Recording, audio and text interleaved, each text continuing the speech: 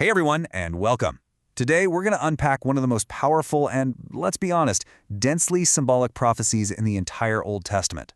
We're looking at the first 5 verses of Isaiah chapter 11. It's a really short passage, but believe me, it lays out this incredible, detailed picture of a future messianic king. Okay, so let's just dive right into verse 1.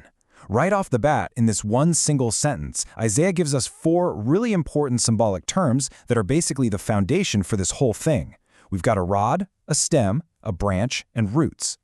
So that's the big puzzle we need to solve, right? Who or what are these figures? It feels a bit like a riddle. But the cool thing is, if we look at other scriptures, we can actually start to decode each piece of this amazing prophecy. We're going to start by tackling the stem of Jesse and the rod first. And that's because there's actually a specific revelation in another text that gives us a surprisingly direct, clear-cut interpretation for both of them. So, first things first, let's get our bearings. The stem of Jesse refers to the family tree of the great King David. Jesse was David's dad, so this whole prophecy is planted firmly in the royal bloodline of ancient Israel. That's our starting point. Now, here is where it gets really interesting. A much later revelation, one found in the Doctrine and Covenants, just cuts right through all the mystery. It asks the question point blank, who is the stem of Jesse? And the answer it gives is as direct as it gets. It is Christ. So that gives us a solid anchor for understanding this whole thing. But then we get to the rod, and things get a little different. According to that same source, the rod isn't actually Christ himself. Instead, it's described as a powerful servant in the hands of Christ, who, by the way, is also a descendant of Jesse. And this really highlights a fascinating difference in interpretation.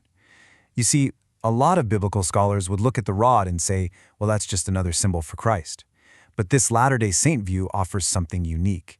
It sees 2 distinct individuals in this one verse, Christ as the stem, and a powerful servant as the rod working for him. All right, so what about the other 2 symbols, the branch and the roots? Well, both of these point back to Christ, and this creates a really mind-bending paradox. How can somebody be both the root, the very source of a family line, and also the branch, the descendant that grows from it? And you know what's wild? This wasn't just some puzzle for us to figure out thousands of years later. Jesus himself actually used this exact paradox to challenge the religious experts of his own time. He hit them with what seemed like a simple question to see if they truly understood. And their answer was, well, it was the one you'd expect, the textbook answer.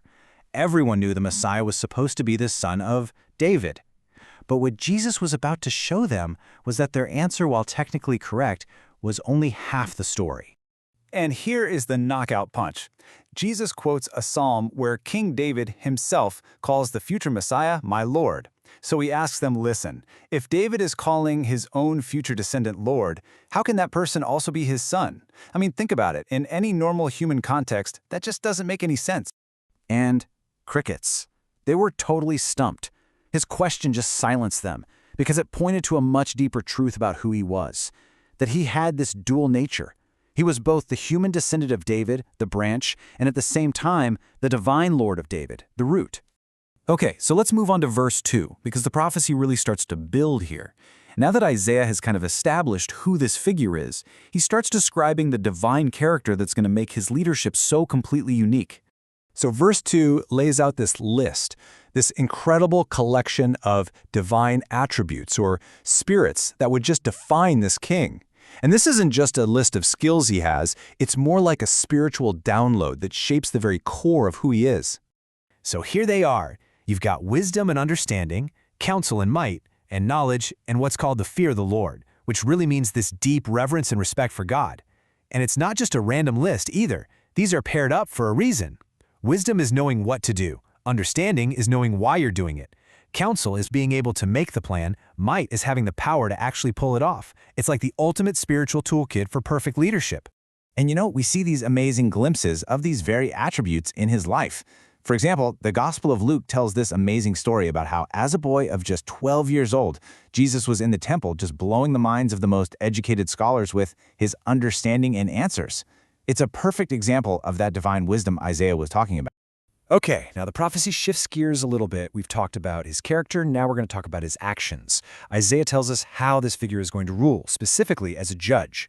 And this is where things get really sharp, especially when you think about society and justice. So verse 3 describes a kind of justice that is just, radical. He won't judge based on what he sees or what he hears. I mean, think about that. That's a complete break from how human justice works, which is almost always based on outward appearances and what other people say. Instead, his judgment is going to go straight to the heart of the matter. He will judge by the truth of who a person really is, by their inner intent. He could see the hidden hypocrisy of the Pharisees just as clearly as he could see the genuine, humble faith of the woman at the well. And you know who this kind of perfect, see-the-heart judgment is for? Verse 4 is crystal clear. It's for the poor and the meek. His rule isn't about helping the powerful get more powerful. No, it's about using this divine insight to stand up for the people who are so often ignored or crushed by worldly systems. And you have to understand, this is a direct shock at the corrupt leaders Isaiah was seeing all around him. In fact, just one chapter earlier, in Isaiah chapter 10, verse 2, he condemns rulers for making unjust laws to take advantage of the poor and the widows. So this prophecy is a direct answer to that corruption. And that brings us to verse 5, which kind of ties it all together. A girdle is basically a belt. It's what holds everything in place. Isaiah uses this metaphor to say that righteousness and faithfulness aren't just things this king does. They're literally woven into the fabric of who he is. It's his core identity. So when you step back and look at it, these 5 little verses build this amazingly complete portrait. We go from his paradoxical family tree being both the root and the branch, to his divine character, and then to his righteous actions as the perfect judge for the meek. It's a whole vision of what true leadership is, one that's rooted in character, not in power. And that really leaves us with a final thought to chew on. This ancient vision gives us a ruler whose right to lead doesn't come from money or military might or popular votes. It comes from perfect character and an unwavering commitment to justice. So the question is, how does that ancient portrait challenge our own modern ideas about what really makes a great leader today?